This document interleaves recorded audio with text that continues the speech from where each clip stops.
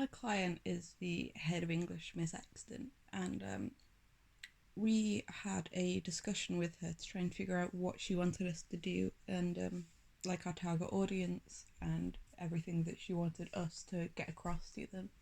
So very quickly she said we're doing it on Macbeth. Our target audience are year 11s. They should already know the plot, so we don't have to think about that at all. She brought up the fact that her and our teacher, Mr. Chip, had already spoken about potentially separating the audience out into ability groups. So we'd perform it a few times to different ability groups, which immediately took off the idea of having to make it hard for some people but easy for others.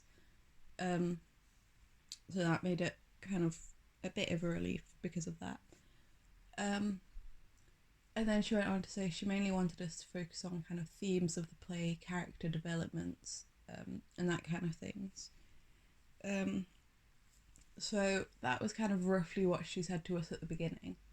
And then we could start asking questions. So there are a few questions asked, like kind of which character do you want us to focus on? What kind of things have come up in the past? What's the exam like? So we could try and focus on around that. They're all fairly simple answers, like the exam's 2 questions. One of them's based on a kind of monologue type thing. Another one is based on kind of an idea in general. It's predominantly on the main characters, except last year it was on Banquo, so obviously we need to think about slightly more minor characters as well. She wanted us to think about the kind of difference in leadership between Macduff and Duncan and Macbeth, and then the other people as well who had also kind of been the leaders in the past. She said she wanted us to bring context into it, especially with Lady Macbeth. So don't always portray her as evil, because with the context going on at the time, she didn't really have much power at the time because she was a woman. She had a child that then died, so all that was brought into it. So I think that's definitely something to think about, trying to not just portray Lady Macbeth as like this evil being that made Macbeth be that way. Then there was the idea of kind of portraying, like, why is it a tragedy? What's so tragic about Macbeth? Slightly bringing up the tragic hero idea, but not much. It wasn't really touched upon. One of the main questions I asked was kind of who's watching it? Is anyone for the resource watching it? So do we have to tailor it a little bit to potentially people with learning difficulties? But she said if it was in ability groups, then some of the more able students from the resource would be fine, but some of the lower ones might struggle a little bit. But if we're able to tailor to ability groups, then it would all be okay. And then so I also asked kind of whether we should explicitly say like which act it's from and which scene each kind of monologue or idea comes up. And she basically said that they may not remember numbers, although that could be helpful, and more just to say, oh, this came after this but before this, sort of thing. Which I think is definitely feasible, because we can do that in facilitation, kind of opening up the next idea that we're going into. I think overall what she was saying, there were a few things that she described that afterwards Mr. Chip then said that was mainly kind of similar to a previous performance they've done with her for Macbeth, which, while if it did go quite well the first time and she really enjoyed it, I feel like because we're a different set of people, we have different amounts of people in our classes, each of us are good at different things. I don't think we should copy other people's performances, just because as we're able to put our own spin on things, there's a different exam board now, like they've redone GCSEs. I feel like we can't really copy what they've done in the past. We have to do it our own way. So through the conversation, I was mainly just listening. I wasn't particularly asking as many questions as maybe I could have. I was just trying to think about what we could do with the ideas being brought up. Um, so I think everything she told us was quite useful, but she did tell us quite a lot. It was almost a 20-minute long discussion between us all. Um, so that is bringing up a lot of ideas, and we're not nearly able to do all of them that she said. I feel like the main ones that are useful is talking about the main characters, bring up a few soliloquies. The comparison between leadership roles potentially, I feel like that could be quite interesting. And then the few bits that I think for me personally, when I was in year 11, could have been helpful was bringing up a few of these kind of Shakespearean type words, I guess, and understanding what's actually going on in the scenes, that because they are all in Shakespearean, it's quite difficult to understand. So whether we do that with just kind of explaining it, or whether we do that through physical theatre or anything like that, I think that's definitely something to look into. Just because going from what I know, like from what I felt back then, because it was only 2 years ago that we did that, so I think us reflecting on how we felt could be quite useful. If only for the higher groups, not necessarily for the lower ones, but just doing that in general. I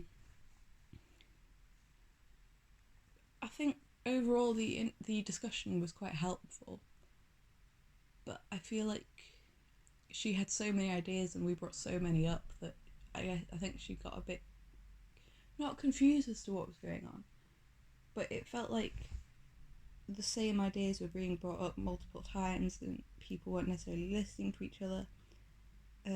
So I feel like it would have been more useful if we had a set of questions beforehand.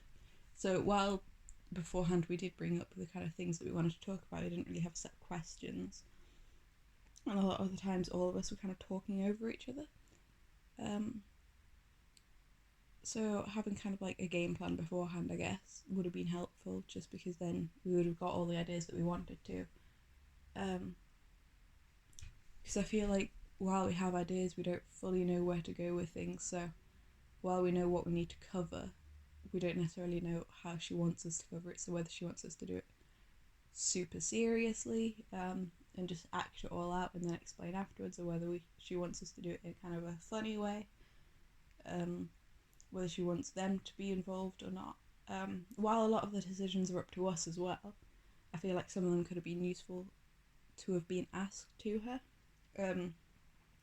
especially for some of the lower ability groups, if she wants us to kind of get them involved a bit more, and let them kind of do parts of it. So if there's some interaction type thing rather than us just going out to talk to them.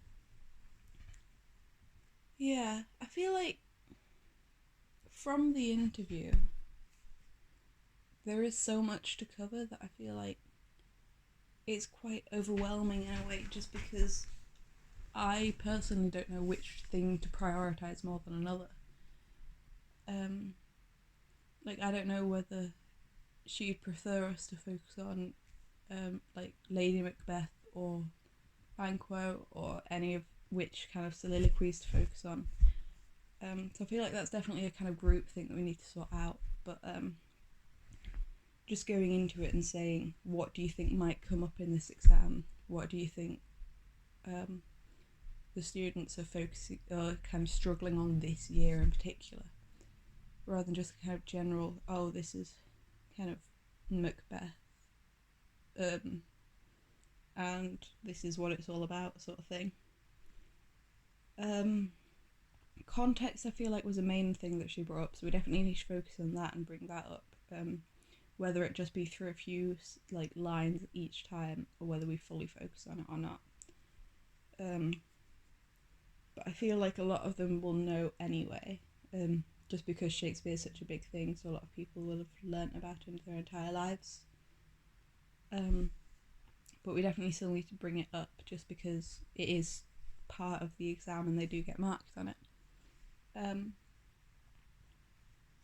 I feel like because of last year's exam, with it focusing on Banquo, I feel like they're not necessarily going to focus on the main characters as much as they maybe would have in the past. So I personally feel like we need to look at some of the more obscure soliloquies or speeches or anything from maybe the lesser characters. Not necessarily about the lesser characters, but just, for example, there's a few throughout the play that other people say about Macbeth or about Duncan or something that I feel like could be useful to look at. Um, Overall, just because I don't know Shakespeare or Macbeth and I don't do English as an A level, I feel like to start off with, possibly other people are going to have to come up with the ideas of what we can start with, and then I can use that to kind of go on from. Because our teacher is directing us for this TIE piece, I feel like it is quite useful because if I had to direct it, I wouldn't know where to start and I wouldn't have any sort of game plan. But with someone else kind of creating that for me, I feel like I can use it quite well and kind of go off that and have discussions about all these things going on. The discussion with the client was definitely useful. We definitely needed it because otherwise we wouldn't know what she wanted or anything. But I feel like it wasn't as useful as we could have made it. So that's definitely something to think about if we're ever going to have a discussion with her again. Is to maybe think about what we've done, what we want to ask about, and possibly show her some things in the future to see if that's the kind of thing that she's wanting. During the discussion, while I didn't contribute as much, I feel like I will definitely try a bit more in the future just to speak up rather than listening and kind of taking in ideas and thinking about it. Because that's definitely what I did there. Just kind of sitting there taking everything in and just kind of thinking about the pieces that are most useful and what could be the most useful for the students. So yeah.